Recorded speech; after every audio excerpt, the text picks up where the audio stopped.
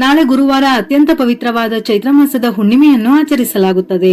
ಈ ಮಾಸದ ಹುಣ್ಣಿಮೆಯು ವಿಶೇಷ ಶಕ್ತಿಯನ್ನು ಹೊಂದಿದ್ದು, ಈ ಶುಭ ದಿನದಂದು ಲಕ್ಷ್ಮಿಯನ್ನು ಶ್ರದ್ಧಾ ಭಕ್ತಿಯಿಂದ ಆರಾಧಿಸಿದರೆ ನಿಮ್ಮ ಗ್ರಹದಲ್ಲಿ ಸದಾ ಮಹಾಲಕ್ಷ್ಮಿಯ ಕೃಪೆ ನೆಲೆಸಿರುತ್ತದೆ. ಇದರಿಂದ ಇಡೀ ವರ್ಷ ಆರ್ಥಿಕ ಸಂಕಷ್ಟಗಳು ದೂರವಾಗಿ ಸಂಪತ್ತು ವೃದ್ಧಿಯಾಗುತ್ತದೆ. ಈ ಬಾರಿಯ ಚೈತ್ರ ಹುಣ್ಣಿಮೆಯಂದೇ ಹನುಮ ಜಯಂತಿಯನ್ನು ಸಹ ಆಚರಿಸಲಾಗುತ್ತದೆ.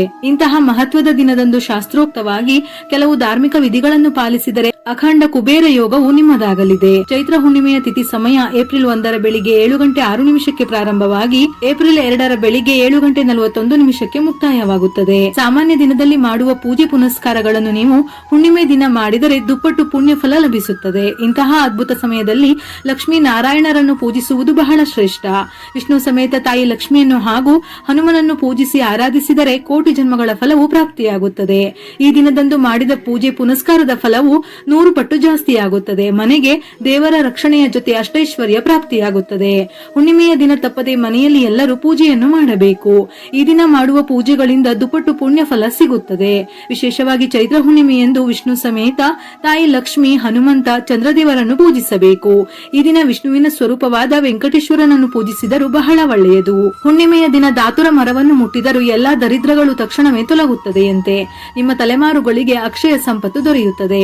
ವಿಶೇಷವಾಗಿ ಈ ದಿನ ಮಾಡುವ ಪೂಜೆಗಳು ಈ ಸಂವತ್ಸರ ಪೂರ್ತಿ ನಿಮಗೆ ಶ್ರೇಯಸ್ಕರವಾಗಿರುತ್ತದೆ. ಈ ದಿನ ವೆಂಕಟೇಶ್ವರ ಸ್ವಾಮಿಗೆ ಹಿಟ್ಟಿನ ದೀಪವನ್ನು ಹಚ್ಚಿದರೆ ಬಹಳ ಶ್ರೇಷ್ಠ.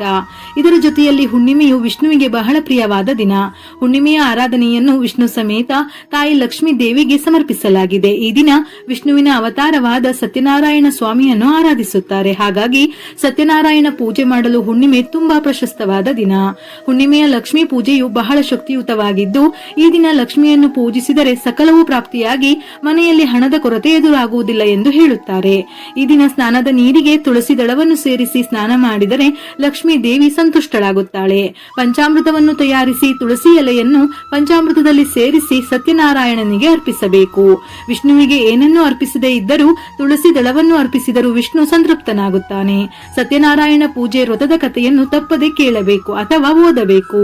ಸಂಜೆ ತುಳಸಿ ಗಿಡದ ಬಳಿ ತುಪ್ಪದ ದೀಪವನ್ನು ಹಚ್ಚಿ 5 ಪ್ರದಕ್ಷಿಣೆ ಹಾಕಬೇಕು. ವಿಶೇಷವಾಗಿ ಚೈತ್ರ ಹುಣ್ಣಿಮೆಯ ದಿನ ಲಕ್ಷ್ಮಿಯ ಸ್ವರೂಪವಾದ ಮುತ್ತೈದೆಯರಿಗೆ ಅರಿಶಿನ ಕುಂಕುಮವನ್ನು ಕೊಟ್ಟು ಆಶೀರ್ವಾದವನ್ನು ಪಡೆಯಬೇಕು. ಇದರಿಂದ ಮನೆಯ ಮಹಿಳೆಯರಿಗೆ ದೀರ್ಘಾಯುಷ್ಯ ಲಭಿಸುತ್ತದೆ. ನಂತರ ವಿಷ್ಣು ದೇವರಿಗೆ ಮತ್ತು ಲಕ್ಷ್ಮೀ ದೇವಿಗೆ ಆರತಿಯನ್ನು ಮಾಡಿ ಚಂದ್ರದೇವನಿಗೆ ಅರ್ಘ್ಯವನ್ನು ಅರ್ಪಿಸಿ ಪೂಜೆಯನ್ನು ಪೂರ್ಣಗೊಳಿಸಬೇಕು. ವಿಶೇಷವಾಗಿ ಚೈತ್ರ ಹುಣ್ಣಿಮೆಯ ದಿನ ಈ ಕೆಲವೊಂದು ಪರಿಹಾರಗಳನ್ನು ಮಾಡಿದರೆ ದೇವರ ಅನುಗ್ರಹ ಲಭಿಸುತ್ತದೆ.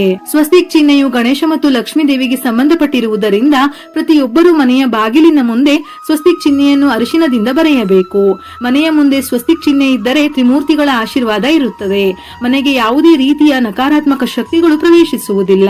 ಮನೆ ಯಾವಾಗಲೂ ದೈವಿಕ ಶಕ್ತಿಯಿಂದ ತುಂಬಿರುತ್ತದೆ. ಈ ದಿನ ಯಾವ ಕೆಲಸವನ್ನು ಮಾಡಲು ಸಾಧ್ಯವಿಲ್ಲವೆಂದರೂ ಚೈತ್ರ ಹುಣ್ಣಿಮೆಯ ದಿನ ತಪ್ಪದೆ ಕಲ್ಲು ಉಪ್ಪನ್ನು ಖರೀದಿಸಲು ಮರೆಯದಿರಿ. ಚೈತ್ರ ಹುಣ್ಣಿಮೆಯ ದಿನ ನೀವು ಕಲ್ಲು ಉಪ್ಪನ್ನು ಖರೀದಿಸಿದರೆ ಅದು ನಿಮ್ಮ ಮನೆಗೆ ಹಣದ ದೃಷ್ಟಿಯಿಂದ ಅದೃಷ್ಟವನ್ನು ತರುತ್ತದೆ.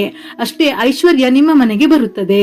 ಜಾತಕದಲ್ಲಿ ದೋಷವಿದ್ದವರು ಹುಣ್ಣಿಮೆಯ ದಿನ ಅರಳಿ ಮರಕ್ಕೆ ಪ್ರದಕ್ಷಿಣೆ ಹಾಕಬೇಕು. ಕೇವಲ ಅರಳಿ ಮರದ ನೆರಳಿನಲ್ಲಿ ನಿಂತರೂ ಕೂಡ ಎಲ್ಲಾ ಜಾತಕದ ದೋಷಗಳು ತಕ್ಷಣವೇ ನಿವಾರಣೆಯಾಗುತ್ತದೆ.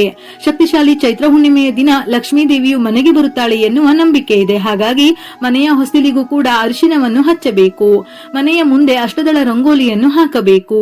ಹನುಮ ಜಯಂತಿ ಮತ್ತು ಚೈತ್ರ ಪೂರ್ಣಿಮೆಯ ಈ ಶುಭ ಸಂದರ್ಭದಲ್ಲಿ ಲಕ್ಷ್ಮಿ ಮತ್ತು ಹನುಮಂತನ ಅನುಗ್ರಹಕ್ಕಾಗಿ ಬೆಲ್ಲದ ದೀಪಾರಾಧನೆ ಮಾಡುವುದು ಅತ್ಯಂತ ಶ್ರೇಷ್ಠ ಹಾಗೂ ಫಲದಾಯಕ. ಒಂದು ತಟ್ಟೆಗೆ ಅಕ್ಕಿಯನ್ನು ಹಾಕಿ ಅಕ್ಕಿಯ ಮೇಲೆ 2 ಕಡೆ 2 ವೀಳ್ಯದೆಲೆಗಳನ್ನು ಇಟ್ಟು ಎಲೆಯ ಮೇಲೆ ಅರಿಶಿನದಿಂದ ಸ್ವಸ್ತಿಕ್ ಚಿಹ್ನೆಯನ್ನು ಬರೆದು ವೀಳ್ಯದೆಲೆಗಳ ಮೇಲೆ 2 ಬೆಲ್ಲದ ಅಚ್ಚನ್ನು ಇಟ್ಟು ಅದಕ್ಕೂ ಅರಿಶಿನ ಕುಂಕುಮವನ್ನು ಹಚ್ಚಿ ತುಪ್ಪವನ್ನು ಹಾಕಿ 2 ಹೂಬತ್ತಿಯನ್ನು 1 ಬತ್ತಿಯನ್ನಾಗಿ ತಯಾರಿಸಿ ದೀಪವನ್ನು ಹಚ್ಚಬೇಕು. ನಂತರ ಅಕ್ಕಿ ಮತ್ತು ಬೆಲ್ಲವನ್ನು ಗೋವಿಗೆ ತಿನ್ನಿಸಬಹುದು ಅಥವಾ ಇದರಿಂದ ಸಿಹಿಯನ್ನು ತಯಾರಿಸಬಹುದು. ಈ ದೀಪಾರಾಧನೆಯಿಂದ ಇಷ್ಟಾರ್ಥ ಸಿದ್ಧಿಯಾಗುತ್ತದೆ. ಲಕ್ಷ್ಮಿಯ ಅನುಗ್ರಹದ ಜೊತೆ ಹನುಮನ ಆಶೀರ್ವಾದವೂ ಪ್ರಾಪ್ತಿಯಾಗುತ್ತದೆ. ಒಂದು ವೇಳೆ ವೀಳ್ಯದೆಲೆ ಇಲ್ಲವೆಂದರೆ ಅಕ್ಕಿಯ ಮೇಲೂ ದೀಪಾರಾಧನೆ ಮಾಡಬಹುದು. ಶಾಸ್ತ್ರಗಳ ಪ್ರಕಾರ ಬೆಲ್ಲವು ಸೂರ್ಯ ಮತ್ತು ಮಂಗಳ ಗ್ರಹಗಳ ಸಂಕೇತವಾಗಿದೆ. ಹನುಮಂತನಿಗೆ ಮಂಗಳವಾರ ಮತ್ತು ವಿಶೇಷವಾಗಿ ಹನುಮ ಜಯಂತಿಯಂದು ಬೆಲ್ಲದ ನೈವೇದ್ಯ ಅಥವಾ ಬೆಲ್ಲದ ದೀಪ ಹಚ್ಚುವುದು ಬಹಳ ವಿಶೇಷ. ಚೈತ್ರ ಹುಣ್ಣಿಮೆಯಂದು ಲಕ್ಷ್ಮೀ ದೇವಿಯು ಪ್ರಸನ್ನಳಾಗುವುದರಿಂದ ಈ ದೀಪವು ಮನೆಯ ಮನೆಯಲ್ಲಿ ಸಕಾರಾತ್ಮಕ ಶಕ್ತಿಯನ್ನು ವೃದ್ಧಿಸುತ್ತದೆ.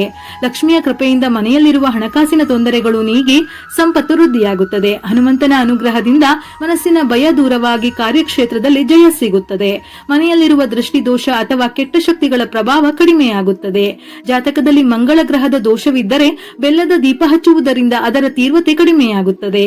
ಮನೆಯ ಸದಸ್ಯರ ನಡುವೆ ಪ್ರೀತಿ ಮತ್ತು ಸಾಮರಸ್ಯ ಹೆಚ್ಚಾಗುತ್ತದೆ. ಈ ದೀಪಾರಾಧನೆಯನ್ನು ಮನೆಯಲ್ಲಿ ಅಥವಾ ದೇವಸ್ಥಾನದಲ್ಲಿ ಮಾಡಬಹುದು. ಈ ದಿನ ತಪ್ಪದೆ ಓಂ ಹನುಮತೆ ನಮಃ ಮತ್ತು ಓಂ ಮಹಾಲಕ್ಷ್ಮೀ ನಮಃ ಎಂಬ ಮಂತ್ರಗಳನ್ನು ತಪ್ಪದೆ ಪಠಿಸಿ. ಆರೋಗ್ಯ ಸಮಸ್ಯೆಯಿಂದ ಬಳಲುತ್ತಿರುವವರು ಈ ಹುಣ್ಣಿಮೆ ದಿನ ಹಸುವಿಗೆ ಆಹಾರವನ್ನು ನೀಡಬೇಕು. ಲಕ್ಷ್ಮಿಯ ಆರಾಧನೆಗಾಗಿ ಈ ದಿನ ಕನಕದಾರ ಸ್ತೋತ್ರ, ಲಲಿತಾ ಸಹಸ್ರನಾಮ, ಲಕ್ಷ್ಮಿ ಅಷ್ಟೋತ್ತರವನ್ನು ಪಠಿಸಿದರೆ ಉತ್ತಮ ಆರೋಗ್ಯ ಪ್ರಾಪ್ತಿಯಾಗುತ್ತದೆ. ಈ ದಿನ ಲಕ್ಷ್ಮೀ ದೇವಿಯನ್ನು ಪೂಜಿಸಿ ಅರಿಶಿನದ ಉಂಡೆಯನ್ನು ಅರ್ಪಿಸಿ. ಪೂಜೆಯ ನಂತರ ಈ ಅರಿಶಿನವನ್ನು ಹಣ, ಒಡವೆಯನ್ನು ಇಡುವ ಜಾಗದಲ್ಲಿ ಇಡಬೇಕು. ಹುಣ್ಣಿಮೆಯ ದಿನದಂದು ಲಕ್ಷ್ಮೀ ದೇವಿಯು ಅರಳಿ ಮರದಲ್ಲಿ ವಾಸಿಸುತ್ತಾಳೆ. ಹಾಗಾಗಿ ಮುಂಜಾನೆ ಅರಳಿ ಮರಕ್ಕೆ ಸಿಹಿ ನೀರನ್ನು ಅರ್ಪಿಸಿದರೆ ತಾಯಿ ಲಕ್ಷ್ಮಿಯ ಆಶೀರ್ವಾದ ನಿಮಗೆ ಸಿಗುತ್ತದೆ. ಚೈತ್ರ ಹುಣ್ಣಿಮೆ ದಿನವು ಲಕ್ಷ್ಮೀ ದೇವಿಯ ಆರಾಧನೆಗೆ, ಆಕೆಯ ಆಶೀರ್ವಾದವನ್ನು ಪಡೆದುಕೊಳ್ಳುವುದಕ್ಕೆ ಅತ್ಯಂತ ಪ್ರಶಸ್ತವಾದ ದಿನವಾಗಿದೆ. ಚೈತ್ರ ಹುಣ್ಣಿಮೆ ದಿನದಂದು ನೀವು ಈ ಮೇಲೆ ಹೇಳಿರುವ ಕ್ರಮಗಳನ್ನು ತೆಗೆದುಕೊಂಡರೆ ನಿಮ್ಮೆಲ್ಲ ಸಮಸ್ಯೆಗಳು ಬಹು ಬೇಗ ದೂರವಾಗುತ್ತದೆ. ವಿಡಿಯೋ ಇಷ್ಟ ಆಗಿದ್ದಲ್ಲಿ ಮರೆಯದೆ ಲೈಕ್ ಕೊಟ್ಟು ನಿಮ್ಮವರಿಗೆ ಶೇರ್ ಮಾಡಿ.